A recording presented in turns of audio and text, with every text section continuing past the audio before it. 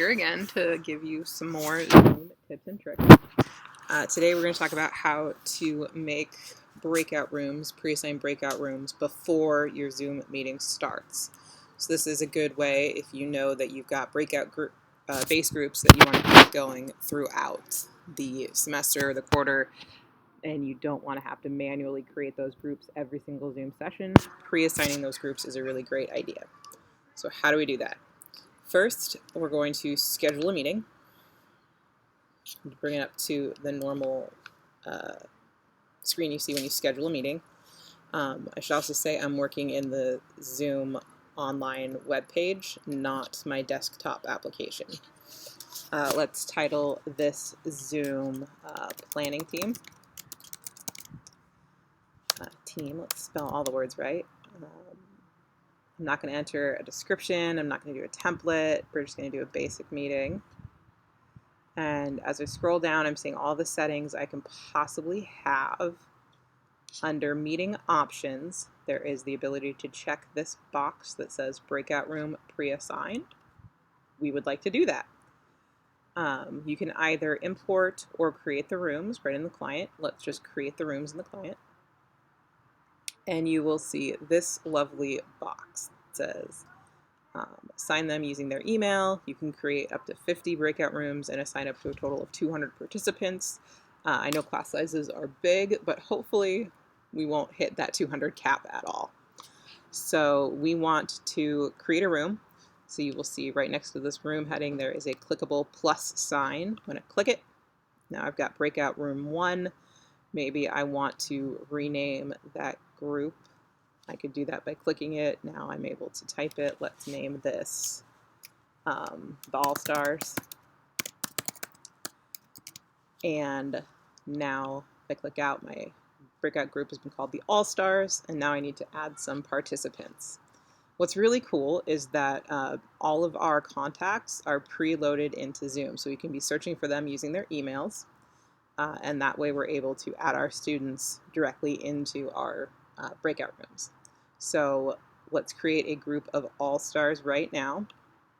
So I'm going to add some participants, and let's start with Andrew Brown. He'll be our first All-Star, so let's click him. And then we can do Trisha Buell. There she is. That's another All-Star.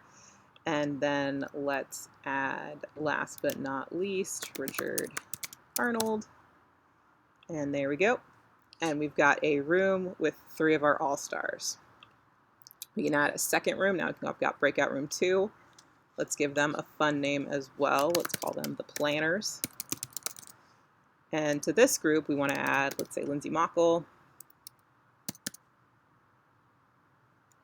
And you can just start typing. It's just like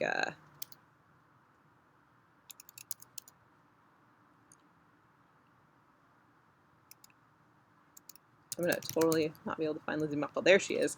It's just like in Outlook where you're able to start typing names and it will auto-populate. So we've got Lindsay Muckle.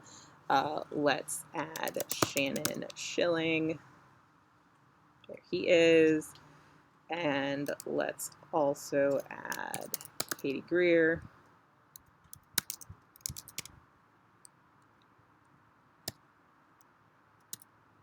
Oh, she must be Katie in here. See, live time, folks. People have different names. There she is. People have different names, so you got to try a couple ways. So now I've got 2 breakout rooms. I've got the All-Stars and the Planners. I've added my participants. You can see I've got them right there. I'm going to go ahead and click Save. So now you can see in my meeting options, I have got 2 breakout rooms. My breakout rooms have been pre-assigned. And I'm going to save this change. So now I would be able to start the meeting. Let's try it out. We're connecting. There we are. And I am able to see breakout rooms. You can see I've got my 2 rooms that I've created with the All-Stars and the Planners. I could rename the groups if I wanted to. I could delete the room. I could assign more members to the room if I wanted to. And I can also add a room. So if someone drops in who I hadn't, previously put into my group, say a student comes in who's new to my class, they haven't been there yet, and I need to put them in a base group, I'm not locked out of that ability. It's just an extra step. So that, my friends, is how to pre-assign breakout rooms. I can also end this Zoom meeting. And if I wanted to restart it, my rooms would still be there. So let's check it out. I'm going to restart that meeting, start again. I'm going to open.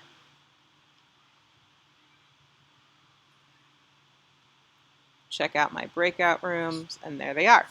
So this way, if you create one Zoom link for your class, you only need to make these groups once and then just keep reusing them over and over and over again. That way you're not having to manually do all those clicks, assign those breakout rooms in the moment. You're able to focus on delivering instruction and making those connections with your students. So hopefully this video was helpful. If you guys have any other questions about Zoom meetings, breakout rooms, things like that, don't hesitate to ask. I will do the best I can to get you an answer.